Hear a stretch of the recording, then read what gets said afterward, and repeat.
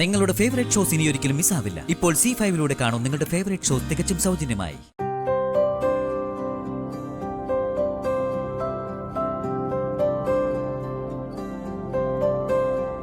അവരവർക്ക് വേണ്ടപ്പെട്ടവരെയൊക്കെ വിളിക്കണം. ഇനി അധികം സമയമില്ല. കോളേജിലുള്ള എന്റെ എല്ലാ ഫ്രണ്ട്സിനെയും വിളിക്കണം.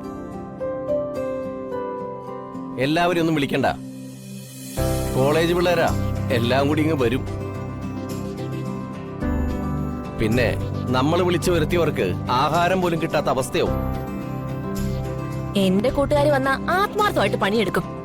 മേലെനങ്ങാതെ വെട്ടി വിഴുങ്ങാൻ വരുന്നത് ചേട്ടന്റെ കൂട്ടുകാരാ.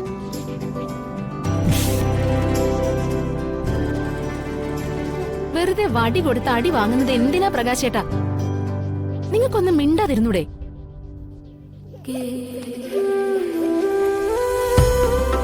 കല്യാണ മണ്ഡപത്തിനും പാചകക്കാർക്കും ഡെക്കറേഷനോട് അഡ്വാൻസ് ഉടനെ കൊണ്ടുപോയി കൊടുക്കണം. അച്ഛാ, അച്ഛൻ ഇങ്ങനെ കടം വാങ്ങി കൂട്ടിയാല് അതെങ്ങനെ വീട്ടിൽ തീർക്കാം? കടം വാങ്ങിയാൽ എങ്ങനെ അത് കൊടുത്തു തീർക്കണമെന്ന് എനിക്കറിയാം.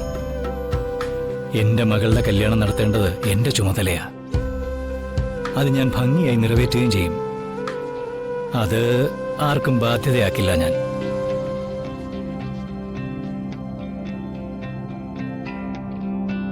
അച്ഛന് വല്ല കാര്യമുണ്ടോ? അച്ഛൻ കടമെടുത്തത് കൊണ്ട് ഈ പറയുന്ന ആളുടെ പെട്ടിയിലെ പണമൊന്നും കുറയുന്നില്ലല്ലോ. പിന്നെ വെറുതെ എന്തിനാ?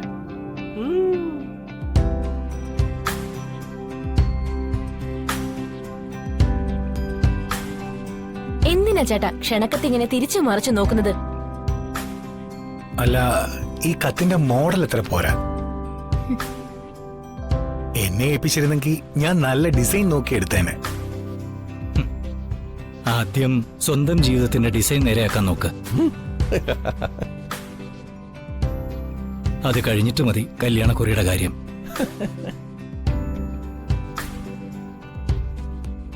ചന്ദ്രികെ, വാ. ഇനി താമസിക്കണ്ട. അത്യാവശ്യം വേണ്ട ബന്ധുക്കളെയൊക്കെ നമുക്ക് ഒന്നിച്ചു പോയി വിളിക്കാം. ശരി മാധവേട്ടാ. അച്ഛാ, കല്യാണം വിളിക്കുന്നതിന് തുടക്കം എന്റെ അമ്മയച്ചൻ കരുണാകര കുറിപ്പിൽ നിന്നായ കൊള്ളായിരുന്നു.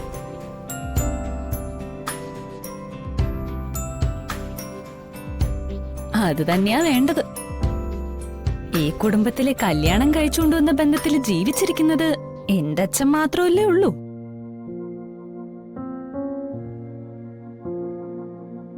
എന്നെ കൊള്ളിച്ച ഹരിതി അത് പറഞ്ഞത്. എന്റെ അച്ഛനിപ്പോ ജീവിച്ചിരിപ്പില്ലല്ലോ. ഞാൻ കൊള്ളിച്ചൊന്നും അല്ല പറഞ്ഞത്. ഞാൻ പറഞ്ഞത് സത്യോ. നമ്മുടെ കൂട്ടത്തില് ഒരു അഡ്രസ്സുള്ള ആളല്ലേ എന്റെ അച്ഛൻ. പിന്നെ പറയാനുള്ളത് സുചിത്രേച്ചിയുടെ അമ്മയുടെ കാര്യമാ. അവര് വീട്ടുജോലിക്ക് പോവല്ലേ. ഇപ്പൊ ഏത് വീട്ടിലാ ഉള്ളതെന്ന് ആർക്കറിയാം.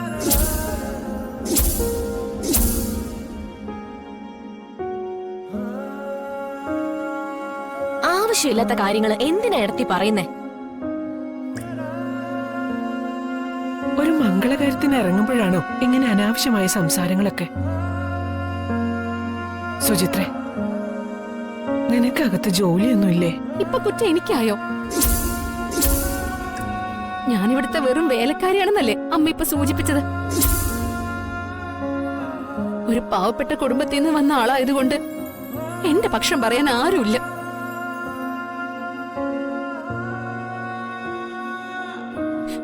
കണ്ടെടുത്തൊക്കെ കയറി ഇറങ്ങുന്ന വേലക്കാരിയെന്ന് എന്റെ അമ്മ ആക്ഷേപിച്ചിട്ടും ആർക്കും ഒരു വിഷമവും ഇല്ല.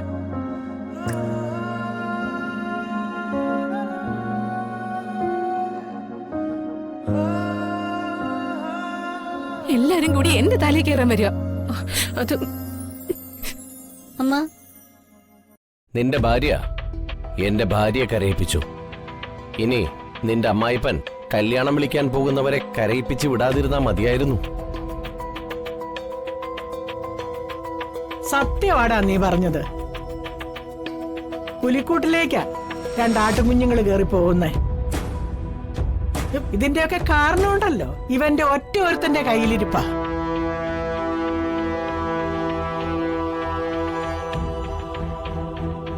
എന്റെ കൃഷ്ണ, ഗുരുവായൂരപ്പ, ഭഗവാനേ.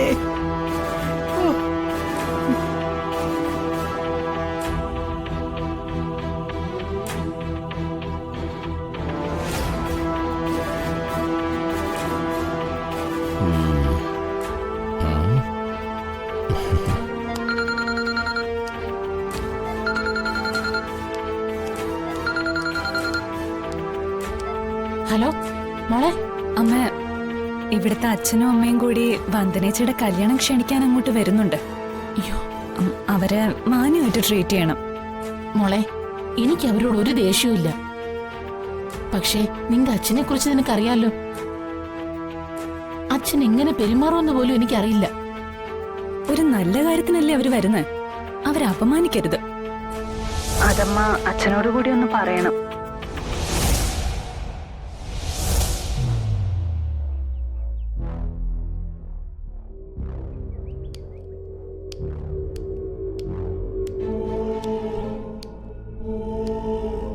ആരോടാ നീ സംസാരിക്കുന്നത്? ചോദിച്ചത് കേട്ടില്ലേ? ആരോടാണ് നീ സംസാരിക്കുന്നതെന്ന്? മോള. അവൾക്കെന്താ വിശേഷം? അത് അവളുടെ അമ്മായി അച്ഛനും അമ്മായിയമ്മയും അവരുടെ മോളുടെ കല്യാണം ക്ഷണിക്കാൻ ഇങ്ങോട്ട് വരുന്നുണ്ടെന്ന്. അവരെ അപമാനിച്ചയക്കരുതെന്നാ ഹരിത പറഞ്ഞത്. ഇല്ല, അപമാനിക്കുന്നില്ല. 101 വട്ടം പൂവിട്ട് പൂജിച്ചേക്കാം. എന്താ പോരെ? ദയവ് ചെയ്ത് ഞാൻ പറയുന്നതൊന്ന്. മിണ്ടിപ്പോകരുത്. എന്റെ മാനം കെടുത്തിയ നായ്ക്കള് ഈ വീട്ടിൽ കാലുകുത്തിയാൽ തല്ലിക്കൊല്ലു ഞാൻ.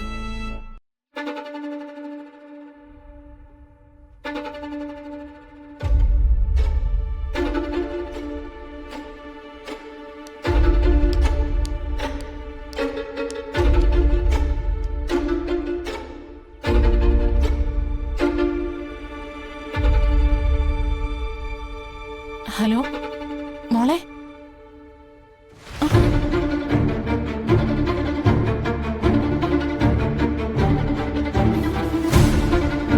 അവരെ വിളിച്ചങ്ങോട്ട് പോണ്ടെന്ന് പറയാം. ഇല്ലെങ്കിൽ ആകെ പ്രശ്നമാവും.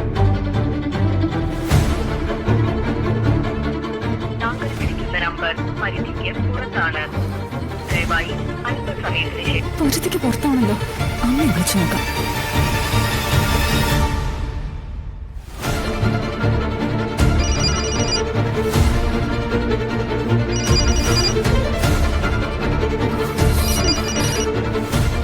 അമ്മ ഫോൺ കൊണ്ടുപോയില്ലേ?